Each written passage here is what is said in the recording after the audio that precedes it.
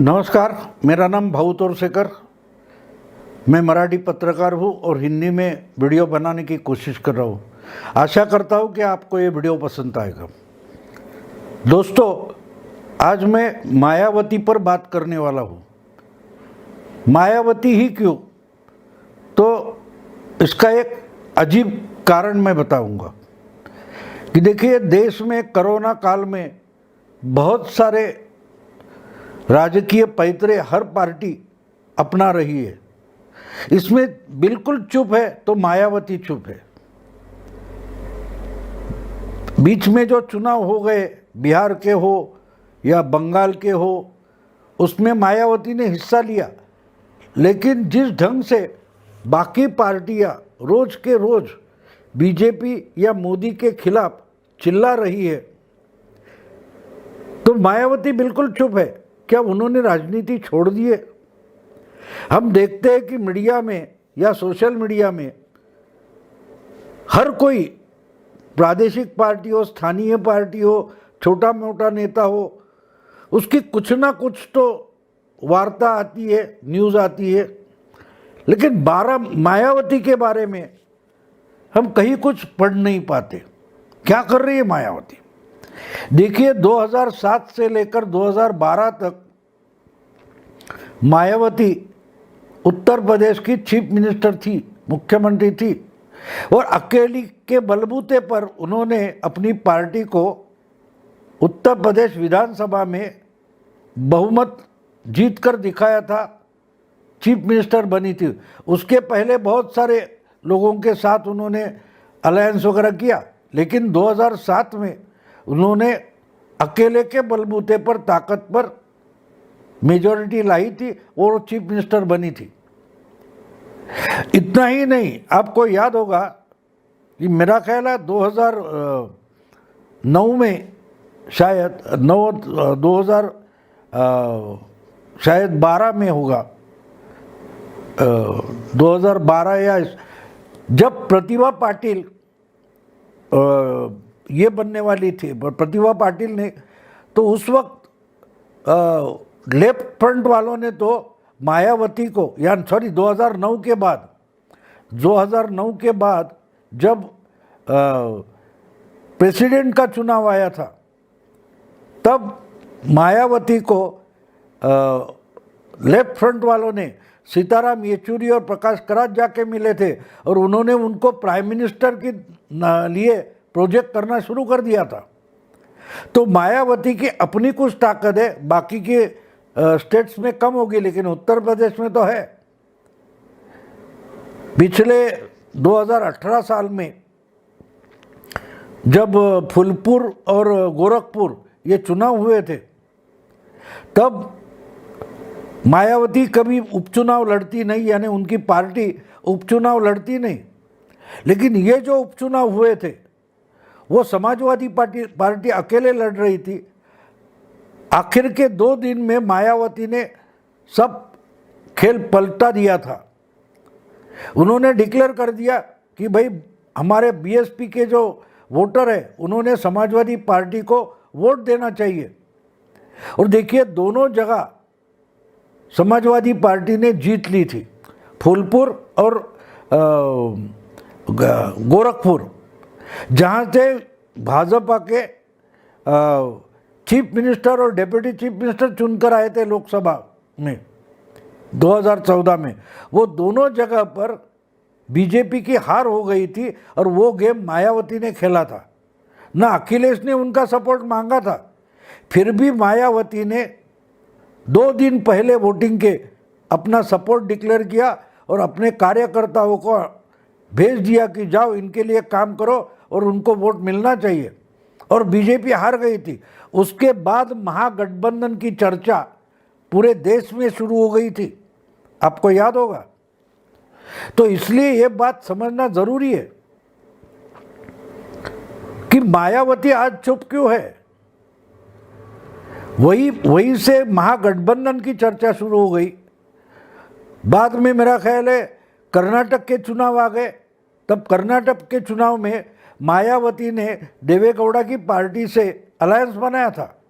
उनके एमएलए चुनकर वहाँ आए थे और इतना माहौल बन गया था कि मध्य प्रदेश में मायावती से अलायंस करने की बात कमलनाथ ने छेड़ रखी थी विधानसभा चुनाव के पहले।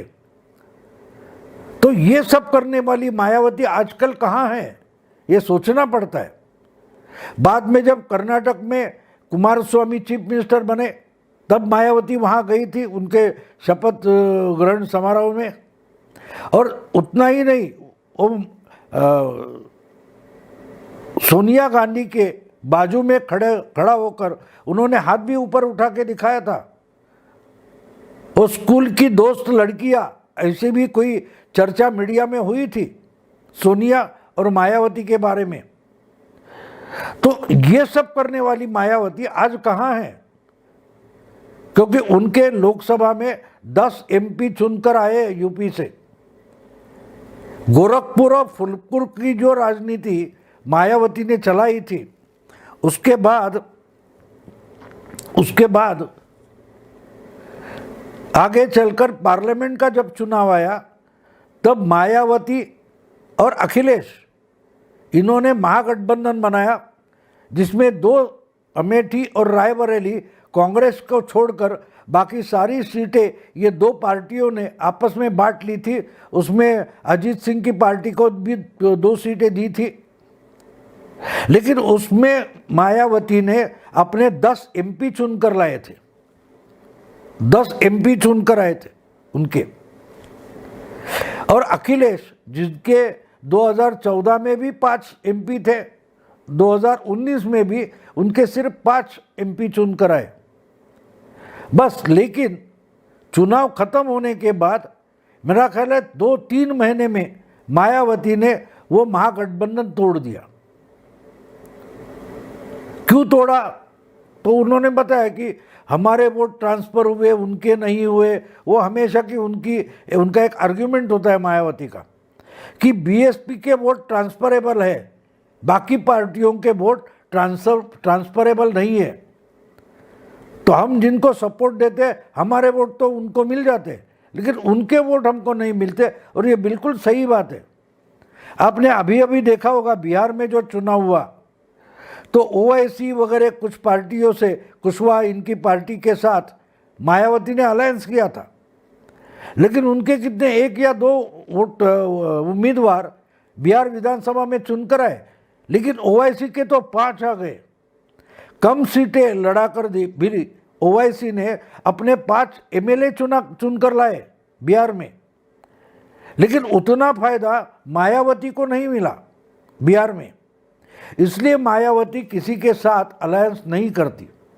फिर भी मेरा ख्याल है 1993 के बाद 2019 में समाजवादी पार्टी के साथ मायावती ने बीएसपी ने अलायंस किया। उसका फायदा भी उनको अच्छा हुआ। समाजवादी पार्टी के दुगुना यानी 10 एमपी उनके चुनकर आए। फिर उसके बाद उन्होंने, मायावती ने अलायंस तोड़ी है। अभी अभी जो स्थानीय इकाई के चुनाव हुए उसमें समाजवादी पार्टी अकेले बलबूते पर अच्छी सीटें ला सके, मायावती उतनी नहीं ला सके।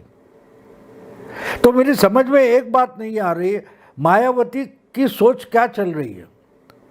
हमेशा वो पब्लिक स्टेटमेंट पढ़कर दिखा दिए और उसके आगे जाकर वो प्रेस कॉन्फ्रेंस में सवाल जवाब नहीं करती, लेकिन उनकी पार्टी का क्या चल रहा है। क्योंकि और 1 साल के बाद, असल में 8-9 महीने के बाद यूपी में विधानसभा का चुनाव आने वाला है। क्या उस वक्त मायावती फिर अखिलेश के साथ अलायंस करेगी? मुझे नहीं लगता, क्योंकि इस बार अखिलेश को इक्वल डिस्ट्रीब्यूशन नहीं चाहिए।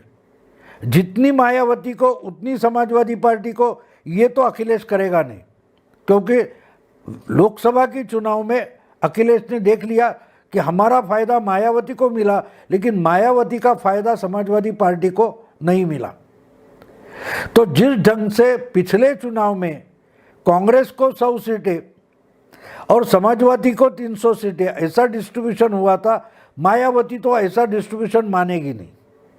इसका मतलब ये है कि मायावती अकेले चुनाव लड़ने की तैयारियां कर रही है।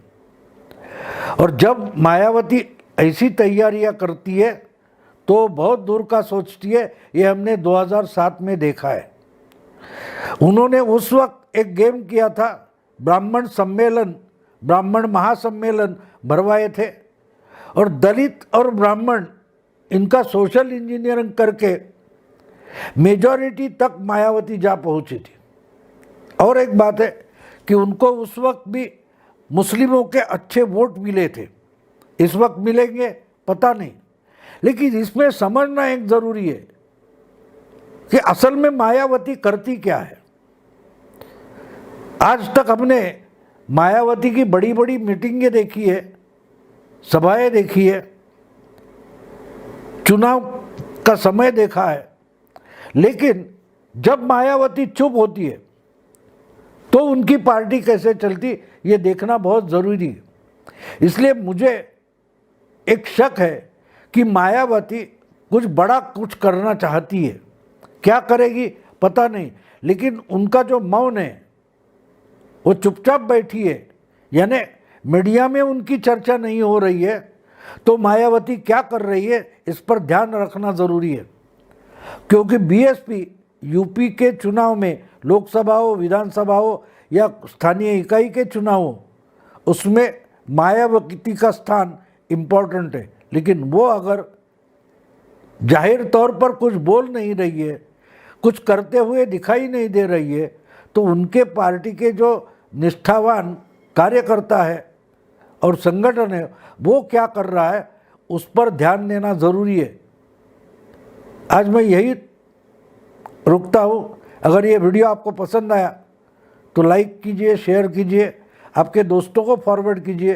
प्रतिपक्ष इसी ढंग से जो मेनस्ट्रीम मीडिया में नहीं होता उस पर चर्चा करता है, इसलिए प्रतिपक्ष को सब्सक्राइब करें।